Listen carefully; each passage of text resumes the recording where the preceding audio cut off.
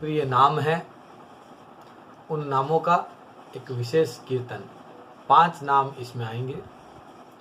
आप सभी को 5 नामों से करना है। पुरुषोत्तमा, नारायणा, मुरलीधरा, रासेश्वरा और फिर राधिका वल्लभ। राधिका वल्लभ नाम भगवान कृष्ण को बड़ा पसंद है। इस कीर्तन को करते हैं। नारायणा पुरुषोत्तमा, मुरलीधरा रासेश्वरा। नारायणा पुरुषोत्तमा, मुरलीधरा रासेश्वरा। नारायणा मुरलीधरा पुरुषोत्तमा रासेश्वरा। नारायणा पुरुषोत्तमा, मुरलीधरा रासेश्वरा। नारायणा मुरलीधरा पुरुषोत्तमा रासेश्वरा। नारायणा मुरलीधरा पुरुषोत्तमा रासेश्वरा। राधिका वल्लभा, राधिका वल्लभा, राधिका वल्लभा, राधिका वल्लभा, राधिका वल्लभ, राधिका वल्लभ, राधिका वल्लभ, राधिका वल्लभ। नारायणा पुरुषोत्तमा, रासेश्वरा मुरलीधरा। नारायणा पुरुषोत्तमा, मुरलीधरा रासेश्वरा। राधिका वल्लभा, राधिका वल्लभा, राधिका वल्लभा, राधिका वल्लभा। जय जय जय हनुमान गोसाई, कृपा करहु गुरुदेव की नाई। सीताराम चरण रति मोरे, अनुदिन बढ़ऊ अनुग्रह तोरे। सीताराम मनोहर जोरी, जय रघुनंदन जनक किशोरी। सिया राम मैं सब जग जानी, करहु प्रणाम जोरी जुग पानी। श्री पुरुषोत्तम भगवान की आज 7वें दिवस की कथा मैं आपसे कहूँगा। हमने प्रतिपदा के दिन से कथा प्रारंभ की थी और आज 7वें दिवस बृहस्पतिवार को कथा है। देखिए, पुरुषोत्तम मास में पुण्य करने के क्या क्या फल है और भगवान श्री कृष्ण ने पुरुषोत्तम पर कैसी कृपा की, उस कथा को आज आप सुनिए। बड़ी आश्चर्यचकित कर देने वाली ये कथा है। देखिए, मैं फिर कहता हूँ, इस पुरुषोत्तम मास की कथा समझिए कि आज से प्रारंभ हुई है। पुरुषोत्तम मास को अपना स्वरूप आज प्राप्त हुआ है और फिर यह पुरुषोत्तम मास कहलाता तो पुरुषोत्तम मास है, परंतु इसमें कथा है माँ द्रौपदी की।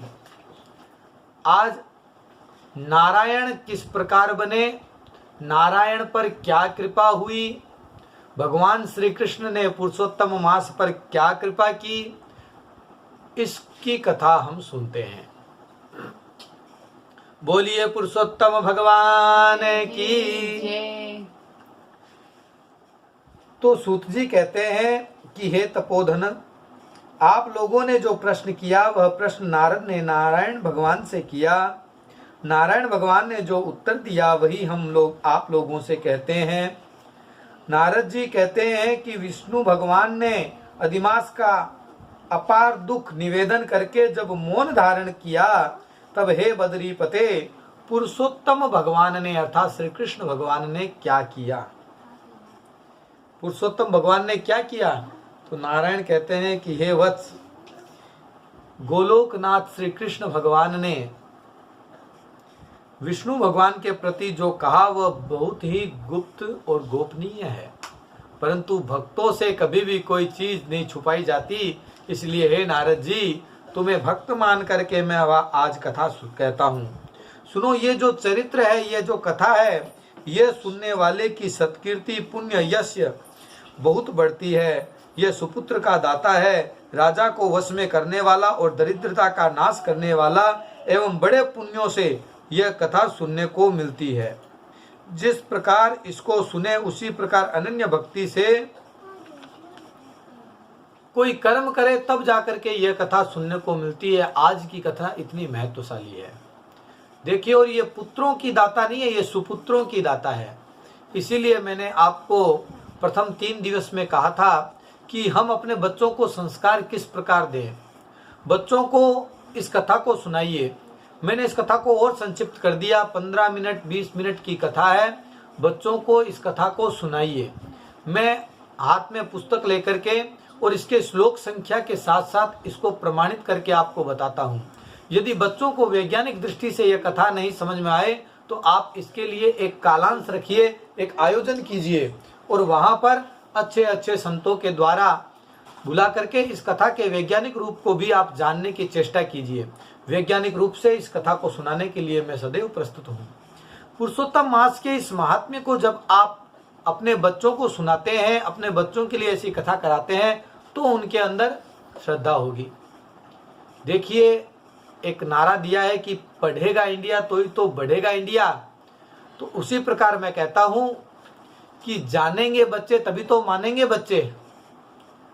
आपके बच्चे इन कथाओं को, इनको आप सुनाते ही नहीं है, वो जानते ही नहीं है कि विष्णु भगवान कौन है, श्री कृष्ण भगवान कौन है, नारद जी कौन है, नारायण कौन है, सूत जी कौन है और शौनक आदि कौन है।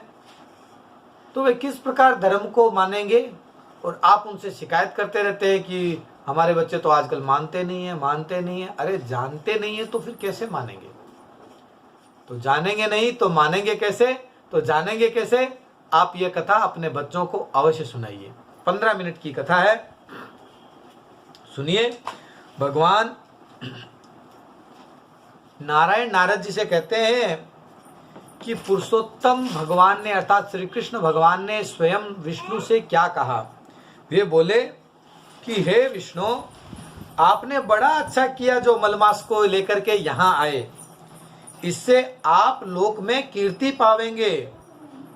अर्थात विष्णु भगवान को जो यश प्राप्त हुआ है, उस यश प्राप्त होने का कारण क्या है कि वो मलमास को श्री कृष्ण भगवान की शरण में लेकर के गए। श्री कृष्ण भगवान ने पहला वरदान विष्णु भगवान को दिया है कि आप लोक में बड़ी कीर्ति पावेंगे, आपके सहस्त्रनामों का पाठ होगा, क्योंकि आप मलमास को यहां लेकर के आए हैं। हे विष्णु, आपने जिसका उद्धार किया उसको हमने स्वीकार किया, ऐसा समझें। क्योंकि विष्णु भगवान जिसको मोक्ष प्रदान करेंगे, जिसका उद्धार करेंगे, वो जाएगा कहाँ? कृष्ण भगवान की सन्निधि में ही तो आएगा, कृष्ण भगवान को प्राप्त होगा। आप जिसको पास कर देंगे वो मुझे प्राप्त कर लेगा। अतः इसको हम अपने समान सर्वोपरि करेंगे। आज आप इस अधिक मास को मेरे पास लेकर के आए हैं तो गुणों से, कीर्ति के अनुभव से, षडेश्वर्य से, पराक्रम से, भक्तों को वर देने से और भी जो जो मेरे गुण हैं वो सभी इसमें आ जाएंगे। और मेरा जो नाम है 3 लोकों में पुरुषोत्तम, वह नाम भी इस मलमास को मैं दे देता हूँ।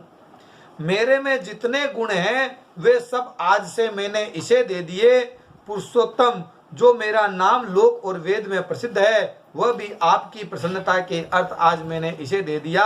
हे मधुसूदन, आज से मैं इस मास का स्वामी हुआ, मैं पुरुषोत्तम मास का स्वामी हुआ। और जिस प्रकार ब्रह्मा विष्णु महेश आदि पदों में मैं आप लोगों का राजा हूं, उसी प्रकार यह पुरुषोत्तम मास इन 12 मासों का राजा होगा। महीनों का राजा कौन है? कोई पूछे तो आप क्या कहोगे? पुरुषोत्तम मास। यह 3 वर्षों में एक बार अपनी प्रजा को संभालने के लिए आता है। यह अधिक मास जगत पूज्य और जगत से वंदना करवाने के योग्य होगा। इसकी पूजा और व्रत जो करेंगे उनके दुख और दारिद्र्य कटेंगे। देखो, चैत्र आदि जो महीने हैं, चैत्र से लेकर के फाल्गुन तक, चैत्र वैशाख जेठ आषाढ़ सावन भाद्रपद आश्विन कार्तिक मार्गशीर्ष पोष माघ और फाल्गुन, ये 12 महीने सकाम हैं।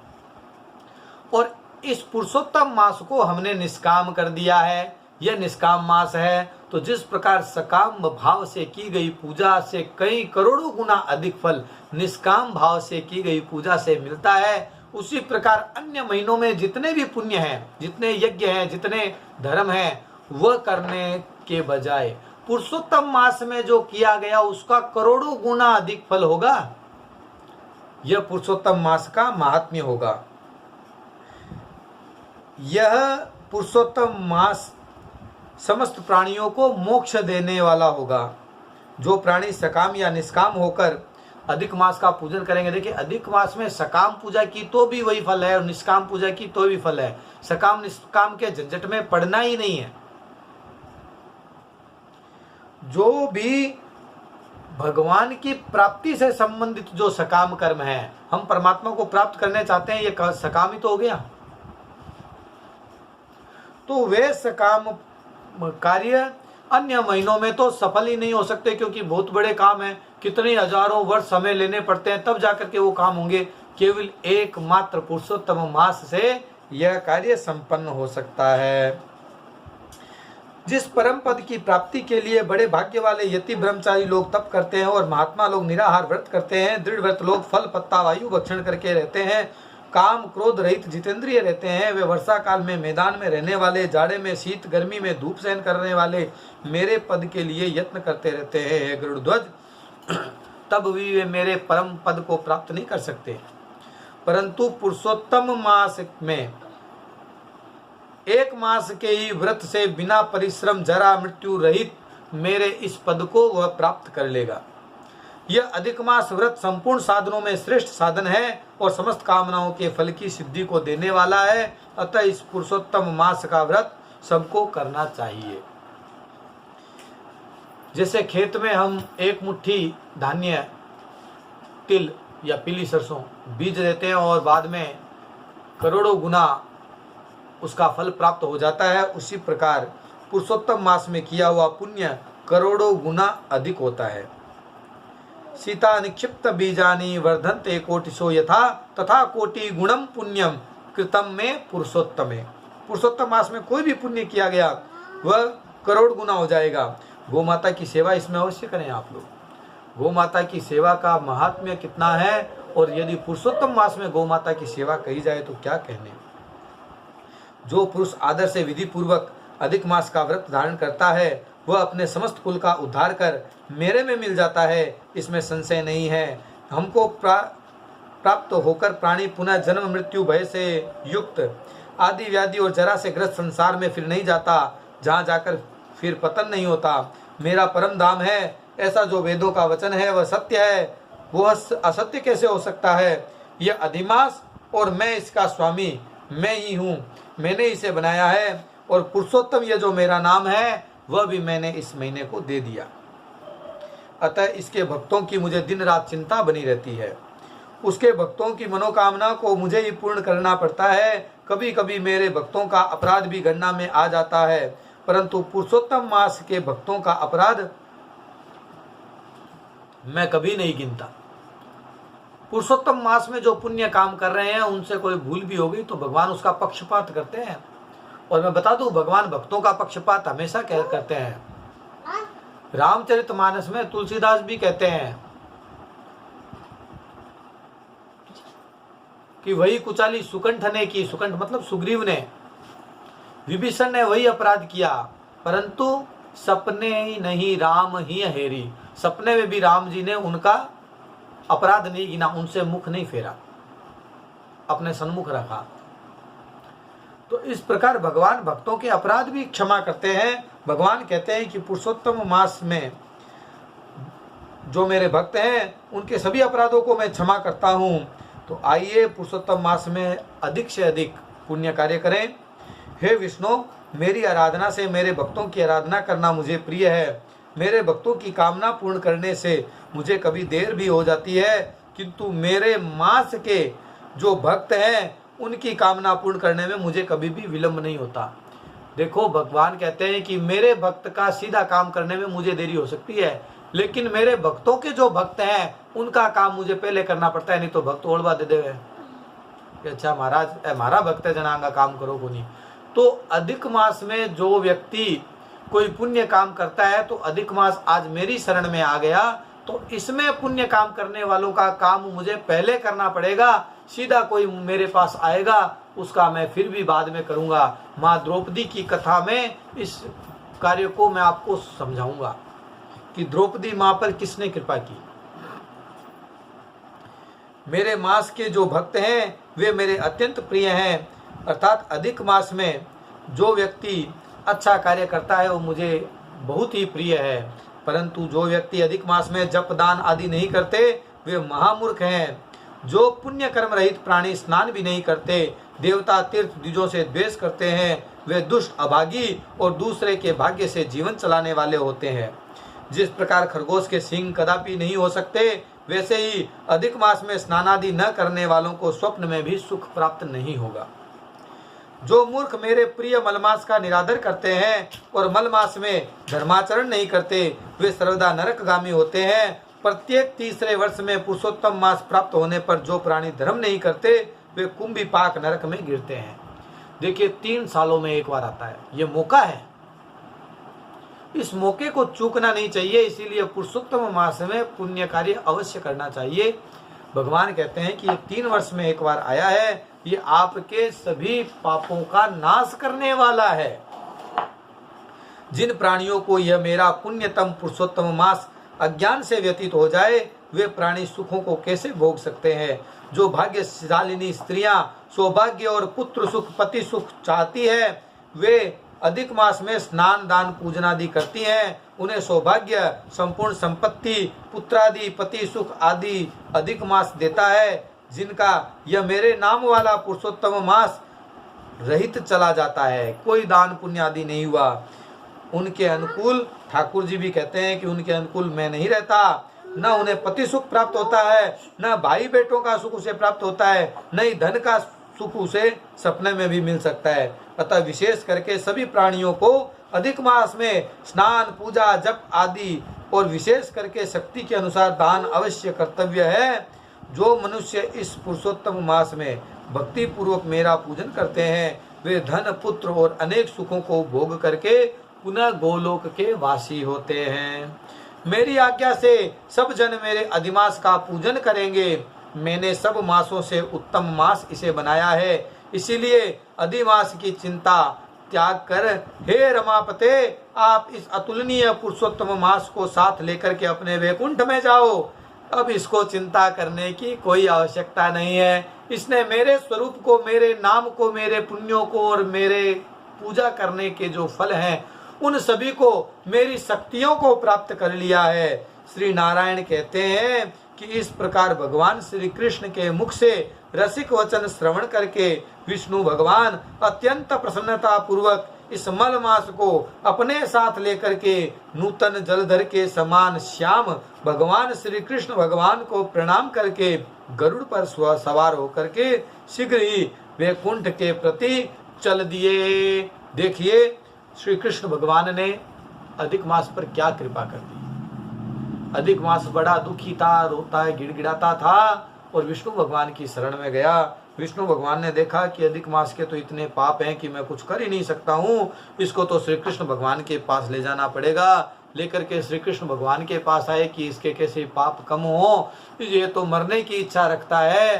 तब श्री कृष्ण भगवान ने कहा कि बहुत बढ़िया किया, अधिक मास को तो अपने समान दे दिया और अपने भक्त की सेवा करने का जो पुण्य है वो अधिक मास में पूजा धर्म करने वाले को पुण्य मिलता है, ऐसा वरदान दे दिया। और साथ ही साथ विष्णु भगवान को सबसे पहले वरदान दिया कि आप अधिक मास को मेरे पास लेकर के आए हैं, इसीलिए इस संसार में सबसे ज्यादा आपकी पूजा होगी। और विष्णु भगवान पूजनीय हुए।